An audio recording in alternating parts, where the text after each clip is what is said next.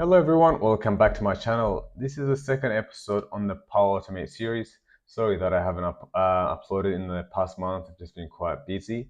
However, in the last video, we created a simple flow using an instant trigger. Today, we're going to create two different flows using two different triggers. So we discussed the three different types of trigger in the last video: the instant one, automated one, or event-based one, and then the scheduled one. So today we are going to look at the event-based one and the scheduled one as well. So event-based automation in Microsoft Power Automate is when a flow runs because something happens, right? It reacts to a real-time event like a new dataverse record being created, or a new item being added to a SharePoint list, or an email arriving, or someone had just submitted a form, right? And you want to do something after that form has been submitted. These flows are ideal for when you need an instant response to something that has happened, or when you want to automate a user-driven action. So think of it as when something happens, do this immediately, right? And the way to create it is you're in your Power Automate web, and you go to create. And then from the type of flows, you will choose automated cloud flow. And here you will name your flow. I'll just call mine event. And you can choose a trigger from here, right? You can say when an email arrives, and then you can just choose which one you want. So you can use the version 2 or version 3, depending on your licensing, or you can even use Gmail, right? There should be a Gmail somewhere here. If I just just type Gmail, there should be one for Gmail. Yeah, when an email arrives, right? And then you can click it and then create. I'm going to skip it from here. I'm not going to add it here. I am going to add it from within the designer, right? I'll just click on add trigger. When email arrives, I have an Office 365 Outlook connector. So I'm going to use the version 3 when an email arrives.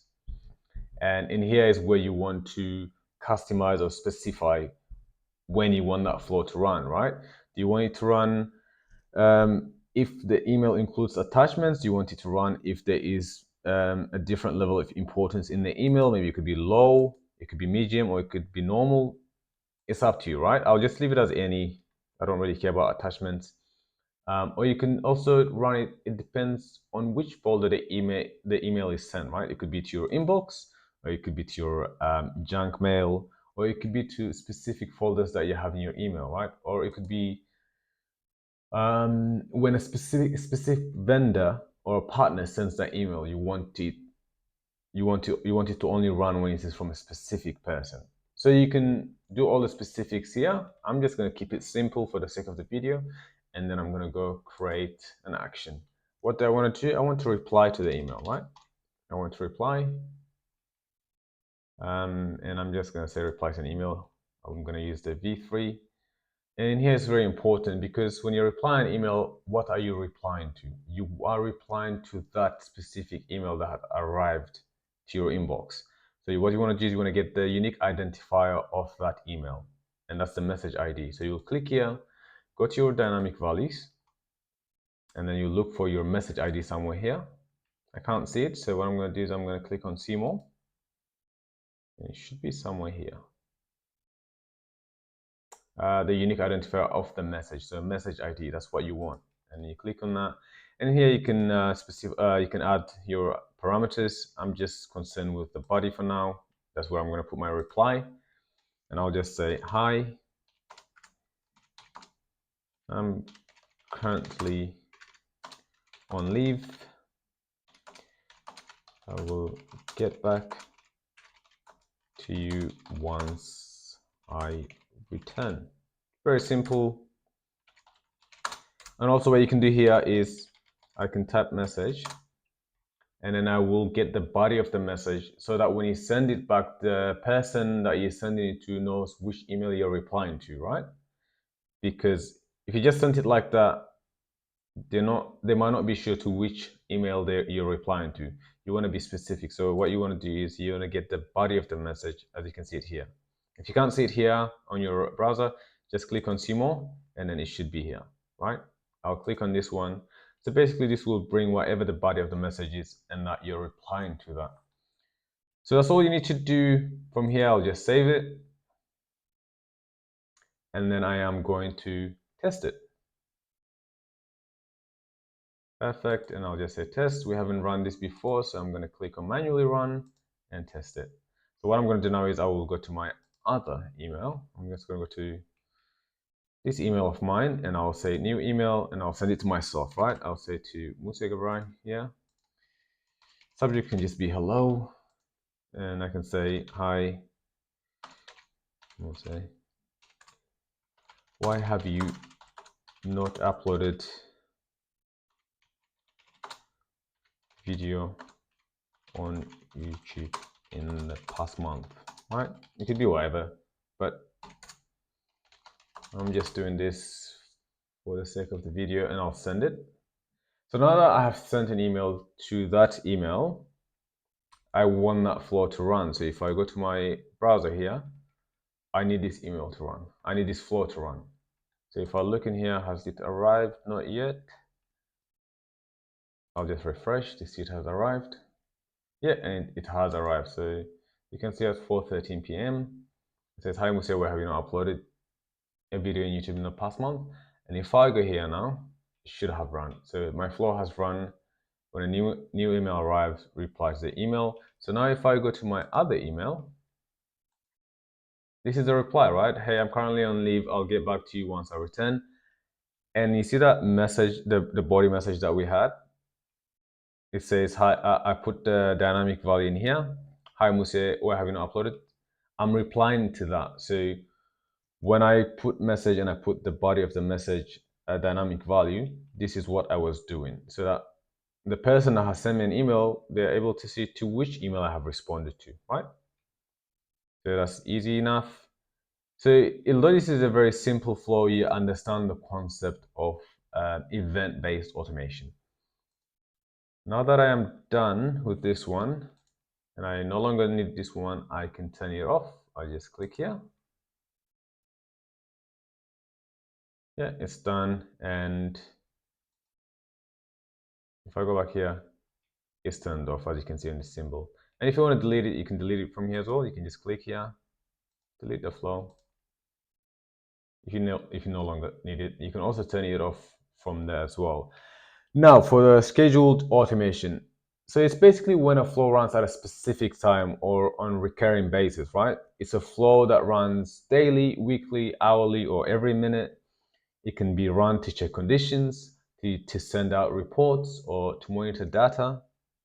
Or for example, let's say that a new data has been downloaded into your SharePoint folder or your dataverse, and you want to run a certain process, right? Maybe you want to use that data to update something else. So you can create an automation to do those processes.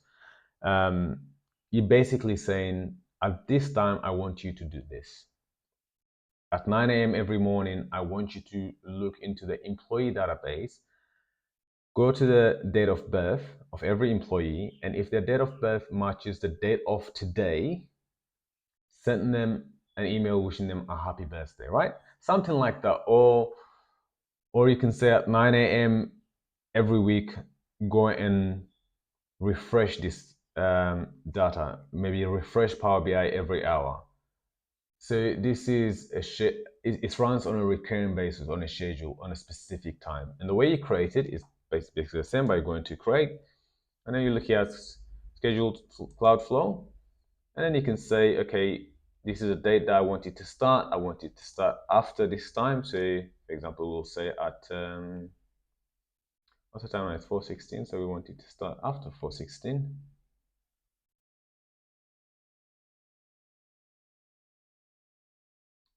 Not this one. I'll just say 4:15 p.m. And for the sake of this video, we want it to run every minute, right? So that you're able to see how it does this. And I'll say, great. What do I want? I just want to send an email to myself, basically telling myself that it's been a minute since I sent you the last email, right? I'll send an email. Send an email, and to myself, I'll send this to. I'll just say, hi, It has been a minute since my last email. And all I need to do now is just save it, right? I've done something. What have I done?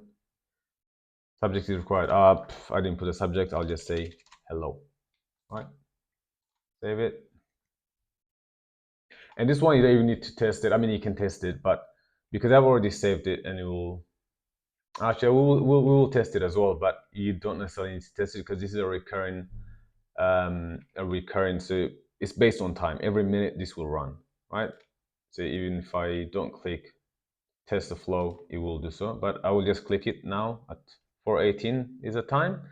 I'll say run flow, done, and it has already run, right? So now we just go back. I just want to show you how it runs. This has run. I'll just click on all runs. If you look here, I'll just refresh my inbox. Hello, it has been a minute since my my last email, and then it does it again at 4:19.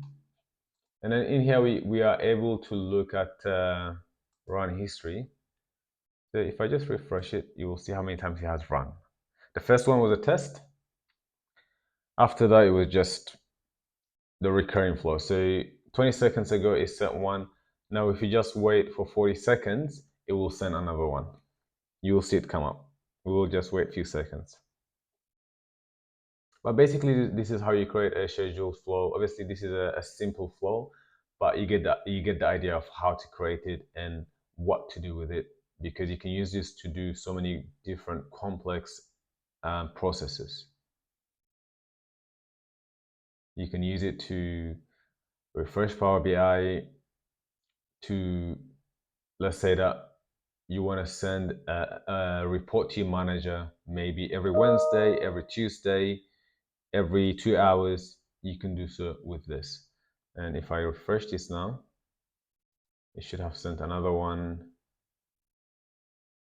It does it every minute, right? This was sent 1 minute ago, and then this is at 13 seconds ago, right? And if I go here, the one that was sent 13 seconds ago, it was this one.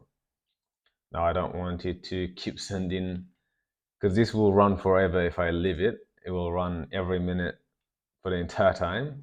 I am going to, you can also, so when you click here, you can turn it off from here and then delete it from here, or you can come here, click on this, you can turn it off from here. As you can see, it has been turned off, and then you can also delete it from here as well. Thank you for watching. So this is basically how you create flows using scheduled one, event-based one, and instant triggered one. Since we have already looked at that, and we have looked at the general Power Automate scenarios, we will look to do more with Power Automate using expressions in our next video. Thank you for watching, and I hope to see you in the next one.